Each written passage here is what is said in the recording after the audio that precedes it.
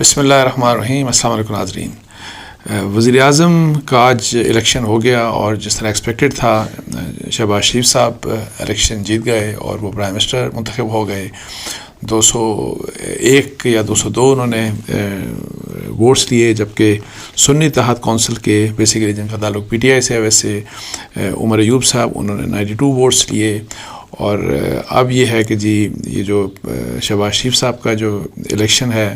As prime minister, so second time وہ prime minister بن رہے ہیں. پچھلا اس سے پہلے جو ان کا دور تھا وہ بڑا ٹربلسم تھا، اور وہ 16 مہینے کا جو پی ڈی ایم کا دور تھا عمران خان صاحب کی جب حکومت گئی، تو اس میں ظاہر ہے جو بھی جس قسم کے حالات ہوئے اور جس قسم کی ان کو چیلنجز کا سامنا تھا اور جس طرح سے ان کی گورننس ہوئی یا معیشت کے حوالے سے جس طرح سے انہوں نے جو بھی ٹیکل کیا، تو اس کا ظاہر ہے ایک بہت بڑا ایک پولیٹیکل اس کی جو ہے ایک پرائس تھی جو کہ پی ایم ایل این کو پے کرنا پڑی. اور اب یہ ہے کہ جی دوسری بار وہ وزیر اعظم بن گئے، اور اب کس قسم کے چیلنجز کا سامنا ہے پرائمریلی میں اس کے اوپر بات کروں گا. اور اس کے ساتھ ساتھ جب پرائم منسٹر بنے وہاں پہ الیکشن ہوا، اس کے بعد جس وقت شہباز شریف صاحب اپنا جو تقریر کے لیے وہ کھڑے ہوئے، تو ایکسپیکٹڈ جیسے کہ تھا اپوزیشن کی طرف سے پھر بہت شور شرابہ ہوا، اور پھر تھرو آؤٹ جب تک وہ تقریر کرتے رہے تو اپوزیشن کی طرف سے نعرے بازی، پھر ٹریجری بینچز کی طرف سے بھی پی ایم ایل این کے لوگ بھی وہ نعرے بازی کرتے رہے. سو ایک نعرہ بازی اور ایک مطلب ہے کہ جس کو فش مارکیٹ بولتے ہیں نا، کہ اس قسم کا ایک ایسا ماحول تھا کہ مطلب ہے کہ بڑا ہی جو ایک ہائیلی ٹینس ایک ماحول تھا. لیکن یہ ہے کہ صرف یہ اچھی بات ہے کہ جو ایکسچینج جس قسم کا بھی ہوا وہ نعروں کی حد تک یہ ایکسچینج ہوتا رہا. کوئی مطلب ہے کہ فزیکل جو بعض اوقات ہوتا ہے کہ جی اسمبلی کے اندر لڑائیاں ہو جاتی ہیں، تو اللہ کا شکر ہے کہ اس حد تک معاملات نہیں گئے. انہوں نے اپنی اسپیچ دی کو تقریباً 23 منٹ کی وزیر اعظم شہباز شریف صاحب نے، اور اس اسپیچ میں انہوں نے میاں نواز شریف صاحب کے حوالے سے باتیں کرتے رہے. پھر اسی لحاظ سے انہوں نے ان کی P M L N government کی پہلے جو ان کی اچیومنٹس تھی اس کا حوالہ دیتے رہے. انہوں نے پاکستان پیپلز پارٹی کی بھی بات کی، ذوالفقار بھٹو کی بھی بات کی، انہوں نے بے نظیر بھٹو کی بھی بات کی، زرداری صاحب کا بھی حوالہ دیا، انہوں نے بلاول بھٹو کا بھی حوالہ دیا. اور وہ ظاہر ہے اب ان کی مجبوری اس لحاظ سے ہے کہ جی ایک مائنارٹی اس لحاظ سے گورنمنٹ اس لحاظ سے ہے کہ پی ایم ایل این جو ہے وہ اس کو پاکستان پیپلز پارٹی بغیر حکومت میں شامل ہوئے سپورٹ کر رہی ہے. اور انہوں نے ووٹ دیا آج ان کو، ایم کیو نے بھی ان کو ووٹ دیا، کچھ اور بھی پولیٹیکل پارٹیز نے بھی ان کو ووٹ دیا. اور اس میں پھر شہباز شریف صاحب نے اپنی تقریر میں کچھ چیلنجز کی بات کی، اور اس میں اگرچہ کوئی شک نہیں کہ جو سب سے بڑا سب سے اہم چیلنج ہے وہ جو چیلنج ان کو اس وقت فیس کرنا پڑے گا، اور جو کہ بینگ پرائم منسٹر ان کو فیس کرنا پڑے گا، لیکن پرائمریلی پاکستان فیس کر رہا ہے اس کو، اور وہ اکنامک چیلنجز ہیں کہ جی وہ کس طریقے سے پاکستان کو اس بھنور سے جو معیشت کی جو مشکلات ہیں پاکستان کو، جس قسم کی مشکلات پاکستان فیس کر رہا ہے، اس کو نکالنے میں کس طرح سے وہ کردار وہ ادا کریں گے. اور اس میں یہ بھی ہے کہ جی آلدو ایک تو یہ پہلے ہی ظاہر ہے مشکل چیلنج تھا یہ والا معیشت والا، لیکن جس طرح سے الیکشنز ہوئے اور پھر ایک مورل اتھارٹی جو ہے گورنمنٹ کی اس کے اوپر، چونکہ الیکشنز میں ریگنگ کی بات بہت کی جا رہی ہے، اور اس کے اوپر جو پی ٹی آئی کا خاص طور کے اوپر جو بیانیہ ہے، پھر نہ صرف پی ٹی آئی بلکہ اور ڈفرینٹ پولیٹیکل پارٹیز بھی وہ کہتے ہیں یہ تو پارلیمنٹ ہی جعلی ہے، یہ تو حکومت ہی جعلی ہے. تو اس لحاظ سے ظاہر ہے ایک جو ایک کانفیڈنس بیسیکلی میرا خیال ہے ملنا چاہیے پرائم منسٹر کو. آلدو جو پارلیمنٹ میں لوگ بیٹھے ہیں نیشنل اسمبلی میں، ان کی میجورٹی نے ان کو الیکٹ کیا، لیکن کیا جو ایک کانفیڈنس ایک مورل کانفیڈنس ان کو ریکوائرڈ تھا وہ ان کو حاصل ہے کہ نہیں، یہ ایک اس کے اوپر ظاہر ہے کویشچن مارکس ہیں. اور دیکھنا یہ ہے کہ اس لیکنگ کے ساتھ ہی، بیکاز جیسے میں کہہ رہا ہوں کہ الیکشنز کے اوپر اور یہ کہ جی جعلی پارلیمنٹ، جعلی حکومت، جعلی وزیر اعظم، اس طرح کی جو باتیں کی جا رہی ہیں، تو اس لحاظ سے یہ کہ جی جو میجر چیلنجز ہیں ان کو کس طریقے سے میاں شہباز شریف صاحب اور ان کی حکومت ٹیکل کرے گی. اور اس میں جیسے میں کہہ رہا ہوں کہ سب سے بڑا اور سب سے سنگین جو چیلنج ہے وہ معیشت کا ہے، اور پھر معیشت کے جو ڈفرینٹ اسپیکٹ ہیں کہ کس طریقے سے پاکستان کو ان مشکلات سے نکالیں گے. اور جس میں یہ ہے کہ ہمیں بہت ہی یعنی کہ بہت ہی سنجیدگی کے ساتھ، بہت جلدی، ایسا بھی نہیں ہے کہ آپ کو کوئی 3 4 5 مہینوں کا انتظار نہیں، اب پاکستان کر نہیں سکتا، یعنی کہ کس قسم کے اقدامات اٹھاتے ہیں. اور یہ دنوں اور ہفتوں کی بات ہے، ہفتوں کے اندر ایک کلیئر ویژن آ جانی چاہیے میاں شہباز شریف صاحب کی کہ وہ پاکستان کی ایکسپورٹس میں کس طرح اضافہ کرتے ہیں، وہ پاکستان کی جو امپورٹس ہیں ان کے اوپر کس طرح سے اس طرح سے کنٹرول کرتے ہیں کہ پاکستان کی اکانومی بھی سفر نہ کرے. اور یہ ہے کہ جی پاکستان کی امپورٹس اور جو ایکسپورٹس کے درمیان جو ڈیفیسٹ آتا ہے، جو ٹریڈ ڈیفیسٹ ہے، وہ تاکہ اس طرح نہ بڑھنے پائے کہ جو ادائیگیاں ہیں پاکستان کو، جو ڈالرز میں شکل میں جو ادائیگیاں ہوتی ہیں، کہ ان کے لیے وہ مشکلات کا شکار ہو جائیں. اور پھر اسی لحاظ سے کہ جی جو ٹیکس بیس کی انہوں نے ہر بات بھی کی کہ ٹیکس بیس میں وہ کس طرح سے وہ اضافہ کریں گے. اور ظاہر ہے اس کے لیے وہ ٹیکس بیس میں اضافہ کیے بغیر پاکستان آگے ترقی نہیں کر سکتا. اور پاکستان کی ایک بہت بڑی پاپولیشن ہے پاکستان کی، جو کہ جن کے پاس پاکستان کے بہت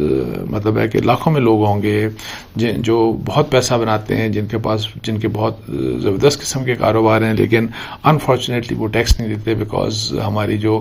اکانومی کا ایک بہت بڑا پورشن ہے وہ انڈاکومنٹڈ ہے. اور اس کو ڈاکومنٹ کرنا، اور جو بھی شخص جو ہے وہ ایک حد سے زیادہ پیسہ بناتا ہے اس کو ٹیکس کرنا، اس سے ٹیکس لینا، یہ بہت بڑا چیلنج ہے کہ یہ کس طریقے سے اس کے اوپر عمل درآمد کریں گے. اور اس کے اوپر ظاہر ہے جب جنرلی بات کی جاتی ہے تو بزنس کمیونٹی میں آپ دیکھ لیں کہ مختلف شہروں میں بہت بڑی بڑی مارکیٹس ہیں، بے شک اسلام آباد، پنڈی، لاہور، کراچی، اور لوگ کروڑوں کا کاروبار کرتے ہیں لیکن they don't pay any tax. تو ظاہر ہے اب یہ ٹیکسیشن کا مسئلہ جب آپ کاروباری طبقے کی طرف لے کے جاتے ہیں تو وہاں پہ مختلف پولیٹیکل پارٹیز کا اور خاص طور کے اوپر نون لیگ کا ایک ان کے لیے سافٹ کارنر ہوتا ہے. تو پھر وہاں سے پروٹیسٹ ہوتے ہیں، وہاں پہ اسٹرائکس کی بات کی جاتی ہے. تو یہ جو چیزیں ہیں ان کو ہر حال میں ٹیکل کرنا پڑے گا، اس کے علاوہ کوئی دوسرا چارہ کسی بھی حکومت کے لیے بھی نہیں ہے. اور اس وقت چونکہ شہباز شریف صاحب حکومت بنانے جا رہے ہیں اور اپنی کیبنٹ کا بھی 1-2 دن میں، آنے والے کچھ دنوں میں ان کی کیبنٹ بھی اپوائنٹ ہو جائے گی. تو یہ وہ چیز ہے کہ جس کے اوپر ٹیکس بیس میں جو اس کو سپریڈ کرنا، اس میں اضافہ کرنا، یہ بہت بڑا ایک چیلنج ہے. اور اسی لحاظ سے پاکستان میں کس طریقے سے انویسٹمنٹ لائی جائے، اور اس کے لیے جو ایک اچھا اقدام ظاہر ہے، اور وہ پی ڈی ایم کی گورنمنٹ میں آلریڈی انیشیٹو لیا گیا، وہ SIFC کا جو اسپیشل انویسٹمنٹ فیسیلیٹیشن کونسل جو بنائی گئی، جس میں فوج اور سول دونوں کا آپس میں مطلب کوآرڈینیشن کے ساتھ ایک ایسے ماحول کی فراہمی کہ جی ایک ون ونڈو آپریشن ہو، اور پاکستان میں جو انویسٹمنٹ کرنا چاہے اس کو فیسیلیٹیٹ کیا جائے. نہ صرف وہ بلکہ پاکستان کے جو آلریڈی بزنس مین ہیں ان کے لیے جس قسم کی اگر کوئی بیوروکریٹک یا کوئی ادروائز کوئی رکاوٹیں ہیں، کچھ ہراسمنٹس ہیں، وہ سب ختم ہونی چاہیے. تو یہ امپورٹنٹ ہے کہ وہی جو انویسٹمنٹ کی کو پاکستان میں انویسٹمنٹ بڑھے گی تو کاروبار بڑھیں گے، اور پھر کاروبار بڑھیں گے تو انڈسٹری ظاہر ہے بڑھے گی، پاکستان کی ایکسپورٹس بڑھیں گی، لوگوں کے لیے نوکریاں پیدا ہوں گی، اور پاکستان کی اکانومی کے حالات بہتر ہوں گے. تو یہ دیکھتے ہیں کہ اس میں کس قسم کا، اور یہ کب تک جو ہے اس میں کچھ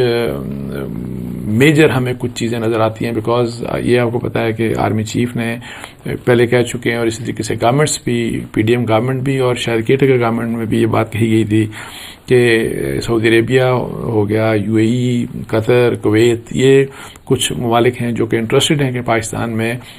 کافی انویسٹمنٹ کے لیے وہ کیننس ہے ان کی.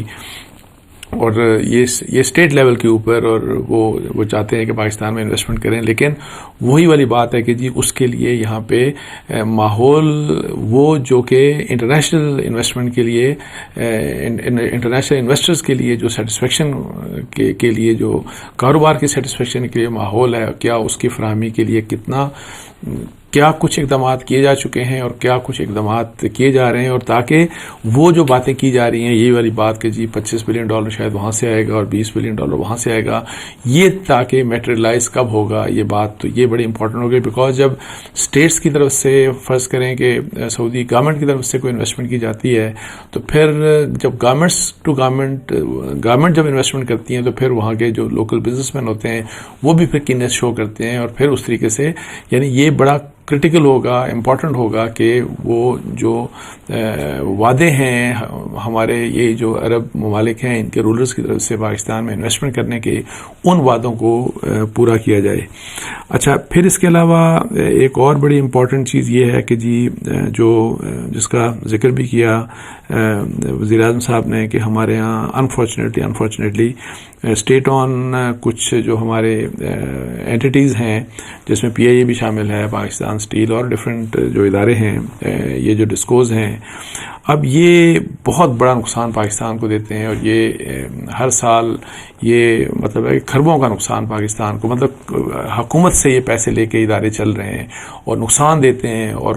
وہ نقصان جو کہ کھربوں کا ہے، اور یہ ہم ادارے حکومت خود چلا رہی ہے، اور ان کو پرائیویٹائز کرنے کا بہت بڑا ایک چیلنج ہے، جس کے لیے امید تو یہ تھی کہ PIA شاید فیبروری مارچ تک تو یہ کہا بھی گیا تھا کہ PIA کا جو ایک ایویشن والا وہ ایک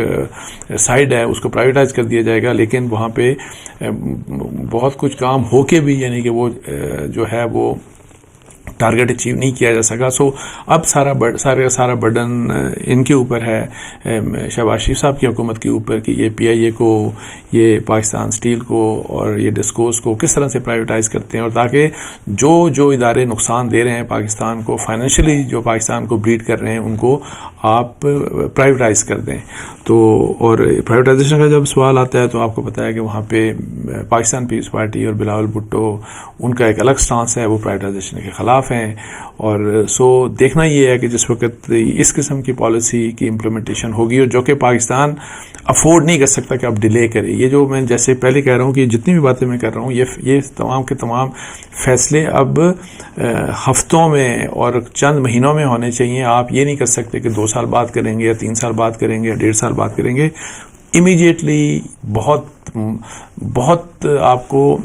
ملٹی فیسٹ مطلب ہے کہ آپ کو میز لینے پڑیں گے، ڈیسیژن میکنگ کرنی پڑے گی، بہت کچھ کرنا پڑے گا، ورنہ پاکستان جس قسم کے حالات ہیں ان حالات سے نہیں نکل سکتا. اور جب پاکستان کی معیشت، اور یہی والی بات کہ جی جب اتنا نقصان ہو رہا ہے اسٹیٹ کو کہ تقریباً آج کل کوئی 56 ارب روپے سے شاید زیادہ پر ڈے پاکستان قرضہ لے رہا ہے. آپ دیکھیں گے یہ قرضہ لے کے تو ہم قرضے کے اوپر چل رہے ہیں، اور ہر روز میں یہی بتا رہا ہوں کہ 56 بلین تقریباً پاکستان ہر روز کی بنیاد کے اوپر قرضہ لے کے، تو ہم اس طرح کون سا ملک چل سکتا ہے. اور پھر جب ریزن ہوتے ہیں، جب ہماری اوور آل اکانومی کے حالات برے ہوتے ہیں، تو پھر اس کی وجہ سے مہنگائی بھی بہت زیادہ ہو گئی پاکستان میں. بجلی آپ دیکھیں کتنی مہنگی ہے، گیس کتنی مہنگی ہے، اور جب آپ ٹیکس نہیں لیں گے، جس وقت آپ کے بجلی کے محکمے اور گیس کے محکمے میں کرپشن ہوگی، وہاں پہ لاسز ہوں گی، اور پھر وہ بلکہ آپ کو یہ کہ جی ان کی جو سرکولر ڈیٹس ہیں وہ تقریباً 5,000 ارب روپے سے بڑھ چکے ہوں گے. تو یہ ہے کہ جی اس طرح سے کوئی ملک نہیں چل سکتا. اور پھر عوام کی ڈیمانڈ ہے کہ ظاہر ہے، اور ضرورت بھی ہے عوام کی اور ساتھ انڈسٹری کی بھی، کہ بجلی کی اور جو گیس کی جو ابھی قیمتیں ہیں، یہ قیمتیں نیچے آنی چاہیے. لیکن یہ قیمتیں جو چیلنج ایک اور ہے میاں شہباز شریف صاحب کی حکومت کے لیے، کہ آپ نے گورننس کو کیسے ٹھیک کرنا ہے. اور جب تک گورننس ٹھیک نہیں ہوگی، جب تک آپ کی حکومت میں جو تعیناتیاں ہیں وہ میرٹ کے اوپر نہیں ہوں گی، جب right person for the right right job آپ اپوائنٹ نہیں کریں گے تو اس وقت تک یہ ہے کہ جی یہ جو سرکاری ادارے ہیں نہ یہ کام کریں گے کسی بھی قسم کا. وہ ویسے بھی آپ کوئی کسی سرکاری ادارے کو دیکھ لیں, کوئی ادارہ کام نہیں کرتا. اور پھر یہ ہے کہ جو اس قسم کے ادارے ہوتے ہیں, جیسے بجلی کا میں کہہ رہا ہوں, گیس کا ادارہ, وہ اربوں کے آپ کو, خربوں کا آپ کو سال کا نقصان وہ آپ کو دیتے ہیں. تو یہ ہے کہ جی یہ بھی یعنی کہ گورننس ایک اور بہت بڑا چیلنج ہے جس کو پہلے کی طرح آپ نہیں چلا سکتے کہ جی پہلے تو چلیں آپ نے سڑکیں بنا دی, آپ نے میٹروز بنا دیے, آپ نے اورنج لائن بنا دی, اور آپ نے پاور ہاؤسز بنا کے آپ کہہ دیا آپ نے کہ جی ہم نے دیکھیں یہ ہمارے بڑے بڑے کارنامے ہیں. اصل بات یہ ہے کہ جی وہ چیزیں اپنی جگہ, لیکن گورننس کسی بھی ملک کو چلانے کے لیے, انسٹیٹیوشن بلڈنگ کے لیے گورننس بہت ہی ضروری ہے. اور وہی والی بات کہ جی یہ جو ساری خرابیاں پاکستان میں ہیں ان کا بیسک ریزن یہی رہا کہ ہمارے ہاں گورننس ہمیشہ بڑی خراب رہی, اور اس کے اوپر جو توجہ دی جانی چاہیے وہ پوری دنیا میں جو دی جاتی ہے انفارچونیٹلی ہمارے ملک میں نہیں دی جاتی. اچھا, پھر ایک اور جو چیلنج ہے چونکہ کے پی کے میں خاص طور کے اوپر پی ٹی آئی کی گورنمنٹ ہے, اور پھر اپوزیشن آپ کو بتایا کہ پارلیمنٹ کے اندر جس طرح اگریسو اپوزیشن ہے یہی جو سنی اتحاد کونسل یا پی ٹی آئی کی, تو اب کس طریقے سے ان کو جو ہے وہ لے کے چلتے ہیں, صوبوں کو کس طرح لے کے چلتے ہیں اور اپوزیشن کو کس طرح آپ ساتھ لے کے چلتے ہیں. بیکاز بہت سی چیزیں ایسی ہیں جہاں پہ صوبوں اور فیڈرل گورنمنٹ اور صوبوں کو ایک ساتھ مطلب ہے کچھ چیزوں کے اوپر, بہت سی چیزوں کے اوپر معاشی لحاظ سے اور ایڈمنسٹریٹولی کنسنسس ایوالو کرنے پڑیں گے. اور اگر آپ کنسنسس ایوالو نہیں کریں گے تو پھر بہت کچھ نہ آپ معیشت کے لحاظ سے بہتری لا سکتے ہیں, نہ ہی گورننس کے لحاظ سے بہتری لا سکتے ہیں. سو دیکھنا یہ ہے کہ جو علی امین گنڈا پور صاحب خاص طور کے اوپر میں ان کی بات کر رہا ہوں کہ کے پی کے کی گورنمنٹ کے ساتھ کس قسم کی انڈرسٹینڈنگ ڈیولپ ہوتی ہے. لیکن ایک اچھی بات آپ کو بتا دوں, کل میری بیرسٹر گوہر علی خان صاحب سے بات ہو رہی تھی تو انہوں نے مجھے یہ کہا کہ پی ٹی آئی کی جو گورنمنٹ ہے کے پی کے کی وہ جو سینٹر میں فیڈرل گورنمنٹ کے ساتھ ورکنگ ریلیشن شپ رکھے گی اور بلا وجہ کی کنفرنٹیشن نہیں ہوگی. سیاسی معاملات کے اوپر اختلافات ضرور ہوں گے اور وہ ہیں بھی, لیکن ادروائز سینٹر سے وہ ورکنگ ریلیشن شپ رکھے گی. اور پھر یہ بھی انہوں نے کہا کہ جو ایس آئی ایف سی کا ادارہ ہے اس کو بھی پی ٹی آئی بھی اور جو کے پی کے کی گورنمنٹ ہے وہ سپورٹ کرے گی. تو یہ ایک اچھی بات ہے بیرسٹر گوہر علی خان صاحب کی طرف سے, اور امید ہے کہ علی امین گنڈا پور صاحب جو ہے وہ انہی لائنز کے اوپر ظاہر ہے مطلب ہے کہ فیڈرل گورنمنٹ کے ساتھ ایک کوآپریشن کے ساتھ ورکنگ ریلیشن شپ میں, جہاں پہ پاکستان کی بات ہے, جہاں پہ پاکستان کے لوگوں کی بات ہے, جہاں پہ معیشت کی بات ہے, جہاں پہ گورننس کی بات ہے, تو اس لحاظ سے ظاہر ہے ایک کوآپریشن ریکوائرڈ ہے. اور اس کوآپریشن کے بغیر آپ وہی والی بات ہے کہ جی آپ پھر جو آپ کے میجر چیلنجز ہیں ان کو آپ میٹ نہیں کر سکتے. تو یہ کچھ معاملے ہیں جس کے اوپر میں نے سوچا بات کر لوں. لیکن ایک اور چھوٹی سی بات میں یہ بھی کر لوں, چونکہ شہباز شریف صاحب نے اپنی تقریر میں بات کی تھی 9 مئی کے حوالے سے. انہوں نے کہا کہ جی 9 مئی کے جو بھی مجرم ہیں جنہوں نے 9 مئی کیا تھا ان کو جو ہے وہ قانون کا سامنا کرنا پڑے گا. جو 9 مئی کے لحاظ سے جو لوگ انوالو تھے ان کے لحاظ سے ایک پالیسی اسٹیٹمنٹ پرائم منسٹر نے اپنے الیکشن کی فوری بعد دے دی کہ جی جو لوگ 9 مئی کے واقعات میں انوالو تھے ان کے لیے کسی قسم کی کوئی معافی, کوئی رعایت نہیں ہوگی. یہ بات انہوں نے یہ کہی کہ جو لوگ ان جرائم میں شامل نہیں تھے ان کے حوالے سے انہوں نے کہا کہ انہیں کچھ نہیں ہوگا. لیکن میری ذاتی رائے میں